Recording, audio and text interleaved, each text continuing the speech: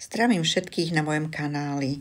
Dnes si ukážeme, ako som presádzala guzmániu, kvetinku z čelade bromeliovitých, ktoré sú vlastne príbuzné s ananásom napríklad.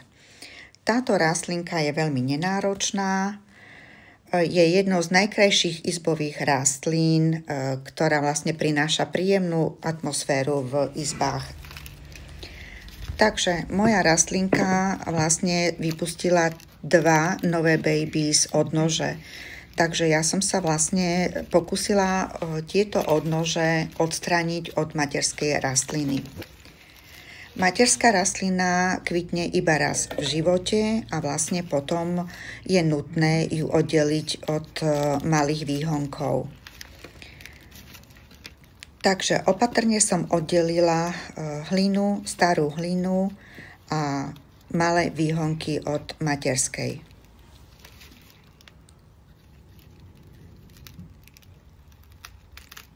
Asi takto, trošku potiahnuť, áno.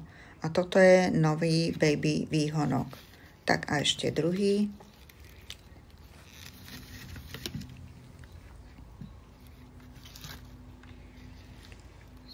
Tak materskú rastlinku si ešte tiež ponecháme a znovu ju nakoniec zasadíme. Takže takto asi vyzerajú 2 odtrhnuté odnože od guzmánie. Takže do kvalitných črepníkov som si nachystala zeminu, ktorá vlastne je tiež veľmi dôležitá, aby bola kvalitná.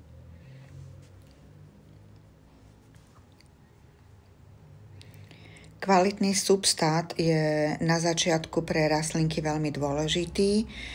Časom vlastne treba rastlinku aspoň raz mesačne pohnojiť, aby vlastne obžila. Takže do substátu urobila som si malú dieru a vlastne nie hlboko zatlačím a vložím si prvú baby rastlinu.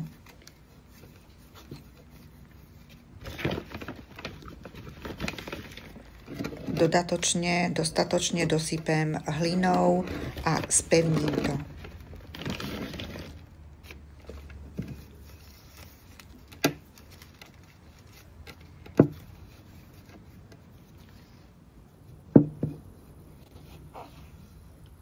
Tak. Prvá rastlinka je presadená, je pevne zafixovaná v kvetináči a na konci vlastne ju polejeme. Takže máme nachystaný druhý kvetináč. Na spodu je umiestnený niečo ako kameň, pretože diera v kvetináčoch je dosť veľká a tam je možný veľký únik aj vody, aj hliny.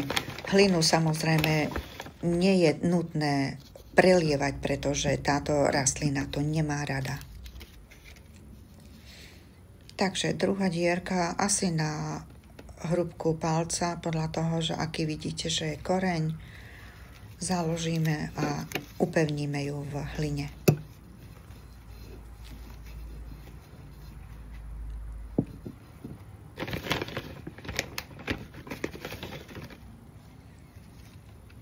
Časom, keď hlina klesne, nie je na škodu, keď dosypete zase trochu nového substátu, aby vlastne tá výživa sa dostala k rastlinke v priebehu celého jeho života. Rastlinka rastie veľmi pomaly, jej kvety kvitnú strašne dlho, minimálne pol roka až 3/4 roka, pokiaľ zakvitne. Takže najväčší kvetináč, do ktorého umiestním materskú rastlinu, ktorá ešte má tam zvyšku hliny. A samozrejme tiež ju spevním a zasypem novým substátom.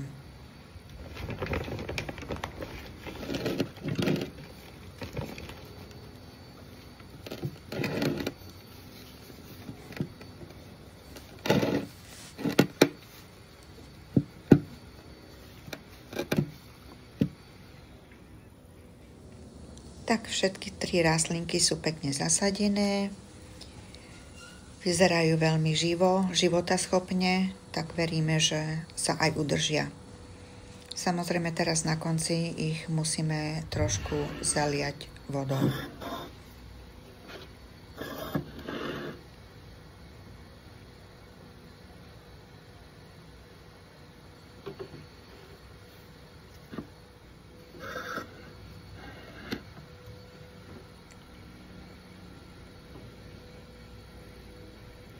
Materskú rastlinku už som zvyklá polievať z vrchu. Baby rastlinky budeme zalievať z vrchu až neskôr. Tak a umiestníme ich na pekné miesto, nie na priame slnko, ktoré vlastne priame slnko nemajú radi. Takže vidíme sa na budúce pri nejakom zaujímavom programe. Dovidenia.